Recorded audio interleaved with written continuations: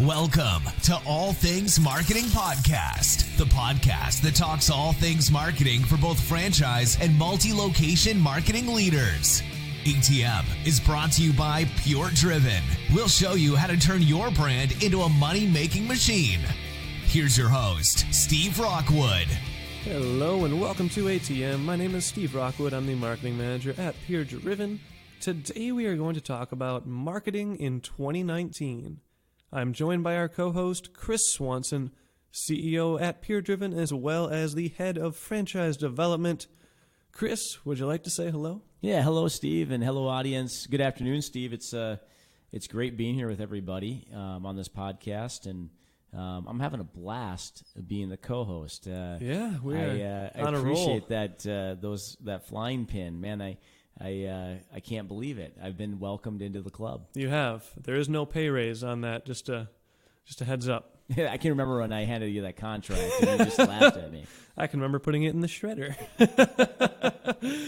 So, Chris, let's get started here. Marketing in 2019. We're going to start marketing in 2019 by talking about 2018. What was the biggest change that you personally saw in marketing in 2018? Yeah, this is a great time to be in marketing if you enjoy adaptability, which is one of our core values at PureDriven. So we love it. And it's because it's interesting. In 2018, we saw some big trends emerge that were different. First of all, if you want to talk about geofencing and how much better that's gotten, it's definitely coming around. There's different ways to do that, but we're starting to see some technology that makes more sense than what we've experienced in the past. So geofencing is something, with GPS, with the Wi-Fi connectivity, with the cellular connectivity. I got to believe that's going to increase with 5G capability, because 5G, as it comes out and rolls out to our mobile devices, is a far more localized technology.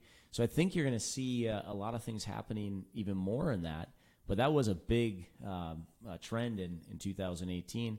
Snapchat, which is a geofence product in itself, Yep. in their advertising structure, really took some leaps and bounds. Yep. There's all kinds of stories if you pay attention to the media and you're big into social and you're watching everything around Snapchat, and you see all the different stories about Snapchat's not going to be great and it's declining and all these things. Snapchat is doing just fine. They're here to stay, and the reason they're going to continue to do just fine, and you heard it here first on ATM, is that they figured out an advertising model that is absolutely brilliant that a lot of other ad platforms, including Google, Facebook, has not been able to deliver to the agencies ourselves. So as our customers are coming to us and asking for specific things to happen, they've figured it out a lot better than some of the other technologies out there. So I think you keep an eye on Snapchat, but 2018 was a breakout year for them. And, of course, Spotify was another one that we saw really blow past Pandora. Not in all marketplaces. We've experienced that Pandora still lives and does well in some markets. In other markets, Spotify is just crushing them, especially with the younger age demographic.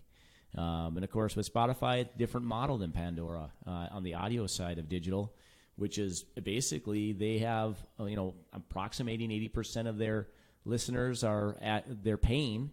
So they don't want ads. In Pandora, it's kind of a flip the other way. Pandora is quickly racing to try to figure out how to become more of an ad free model. They already have it in place, but it hasn't been as readily accepted as it was through Spotify. So very interesting to see those trends in 2018, and a lot of other great things too. But I can't take too much time on this podcast because we have so much information. Because after all, we are all things marketing, and we want to make sure you turn your brand into a money machine. This is very true. Thank you for the shout out there as well, Chris. I love that intro, by the way. It is wonderful. And I love Snapchat. That's probably my favorite platform of the year. I helped bring that to PureDriven, and then my wife's actually one of the technicians that runs that, so I get to see it quite often at home. And they haven't done much to the back end because it really doesn't need much. When they released it, they did a really good job. And they did a good job on the agency side too, which is rare. Usually on these platforms, when they come out right away, they're not structured for an agency necessarily. They're structured for one person. Right. And Snapchat did a pretty good job of actually making it ready for an agency right off the shelf. How did you feel about the analytics, Steve, when that came out? The analytics were pretty good, actually. The only thing I don't like is there's no real visual reporting. When you export, it's just a standard Excel file, like a CSV, so it's not very pretty. Sure, yeah. Their UI on the actual ads platform is pretty nice looking, so if you wanted to invite your client to log into their own account and look at it, you could, but for the most part, you're going to want to be kind of probably screenshotting stuff and sending it to your clients. But as far as reporting goes and analytics, they have a lot of options too. And they actually, on their guidelines, they actually have the definitions of what those options are, which is handy. But there are a ton. They only have a couple outlined by default, but you can choose probably between 50 different ones.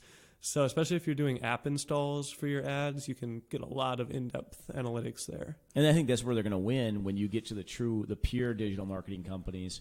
They're really excited about understanding what's working and what's not, what goes into those metrics, how those metrics, what is Snapchat's definition of the metric? Yeah. Those are all those questions we ask. But at the end of the day, providing the agency the data, like you talked about, Yep. is a big deal for agencies so they can provide information to their clients. Yep. The only stat I don't like very much is the swipe ups, because we track all of the clicks that we get from there, or the swipe ups, I guess, but we actually track them on the website side and the Snapchat side. And there's a very big gap in the number between how many people swiped up and how many people actually went to the website. So we try not to use that one too often, but it's still a good representation of how many people are swiping up on the ad and actually taking action. Well, Chris, that was 2018. I also want to mention Waze in 2018. I know they've been around a little bit, but 2018, their ad platform took off, and it's very nice on the local level. Yeah, boy. I mean, you got to mention Waze in this discussion for 2018. I mean, I feel bad I missed them because unlike a lot of the platforms and advertising structures that get launched, they did it right. Yeah. I mean, they made it easy. Having some experience. My daughter, who was 16, she just turned 17, started a smoked fish company. And she jumped on Waze right away, and it was so simple. It was just like 1, 2, 3, and she's very savvy. But the way she described it for me is, her grandpa could have done that. He's in the 70s. And so, that's really interesting when that's how simple things are. Having checked it out myself, I can say the same thing. It is very easy to pop in your logos, your information, what you want to do. Yep. And it's successful. People that are driving by those locations are getting that ad. And Waze makes maps fun. Oh, yeah. So it's I like really their little great animations. Even their website's fun. Got little So ghosts flying around. And I think that was a good acquisition by Google. I think that was smart. And I was going to say, my only complaint on the Waze side is Snapchat has live chat in the ads platform, which is amazing. I can't say they're the greatest at helping, but at least they're there. So Right. You have something. Well, that's Whereas one of the big things Waze, is there's no support out there usually with these ad Waze has really bad support. Like 3-day, you send an email, you get about 3-day response time, and it's just a robot. Yeah, so you got to knock them for that, but that's a typical Google thing, right? It is. Yeah, you got to find Google the key thing. and the magic, way to get back into some trade show to meet somebody in a dark corner. Yep. I mean, that's Google's MO, as we know, and Facebook pretends to help you. It's true. Well, speaking of trade shows, we're going to be talking about trade shows tomorrow, Chris. Awesome. Spoiler alert. I love trade shows. All right. Well, we talked about 2018. What do you foresee as far as changes go to marketing in 2019? The only thing I want to talk about, even though there's a lot of movement, is really around technology and really around voice search. Actually, I'm going to take that back. There's a couple things I want to talk about. Email refuses to die, by the way. Oh, it does. But voice search is just the place where you have to really be focused right now and understand what's going on there. I know a lot of you have already been looking at this and digging into it. Everything from, you got Google Home, you've got even on your mobile phones, you got Siri, Alexa, and for Prime, and so on. I can go through the list of them, but just be aware that there's a real value to coming up first when people are making suggestions. Oh yeah, and it's kind of the wild, wild west right now. It is. Everything is just figuring it all out. But I think that's where you're going to see some phenomenal advertising opportunities. Definitely. Yeah, my wife and I use the Google Home throughout our whole house. I don't know how many we have at this point, but pretty much anywhere you are in our house, you can say, "Hey Google," and you're gonna get an answer from some room. And it is like the Wild Wild West. And the answers you get are sometimes very random from very weird sources. Yeah. So once the people figure out how to do it and the big agencies are doing it correctly, it's going to be a very big deal. That's right. So that is voice chat 2019, or voice search, I should say, voice chat. I guess we've always been doing voice chat. I wanted, Steve, if I could, just talk about email to 2019. A lot of the email stuff is being reinvented. You're going to see some really big things happen in 2019 with email. I know it's hard to sit on this podcast and say that, but the reason is that email kind of has lived on, and it's become kind of the cultural norm. I help out with an organization called DECA in our local high school, and it was interesting today. There was a discussion going on, and somebody said, you got to send a copy to this other person. And they had to teach everybody what the carbon copy was. Oh, yeah. So really interesting because email has evolved. But the bottom line is I pay attention to what the millennials are forced to use, and so what are they still using? And as much as they don't check email like we do, it's a different thing. It's not their top priority. It's still having to be embedded into their lives because of the business world, because of the culture. So I don't see email going away. So look for people who can reinvent it. And there's some different platforms and things that are being talked about. I think you're going to see some interesting changes within the email structure that it's going to be exceptional for marketing again. Yeah, well, I hope email doesn't go away because I love email, especially if it's between an instant message and email. I will take email almost every time if it's not urgent because you can read it at your own will. You can see it. You can read it and then not do anything about it if you don't have to for a couple days, but it's always there. Whereas, when you're having a conversation with someone that starts going up and up the page and then it disappears, you forget about it. And interesting enough, having text as much as I do, it is interesting to me more and more the slow responses on text that I'm getting. Yeah. I think people are getting overwhelmed. It's turning into email.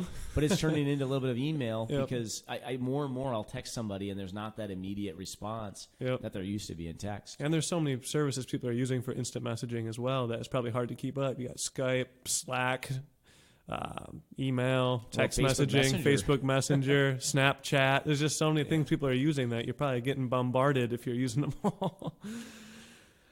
Well, Chris, what do you think franchises will need to do to make 2019 a successful year, especially on the marketing side? Well, not just franchises, any brand in general, multi-store driven, franchises being one of them, corporate owned being another. They really need to be thinking about the local aspect of everything they do. That's why I get excited when Snapchat makes it easy to advertise locally. I get excited when Waze makes it easy to advertise locally because in the past that wasn't always the case. And so companies that are figuring out how to make it stronger locally, where it's easy to pay, the user interface is simple, there's an easy understanding as to what you're getting in value. You actually see things happen.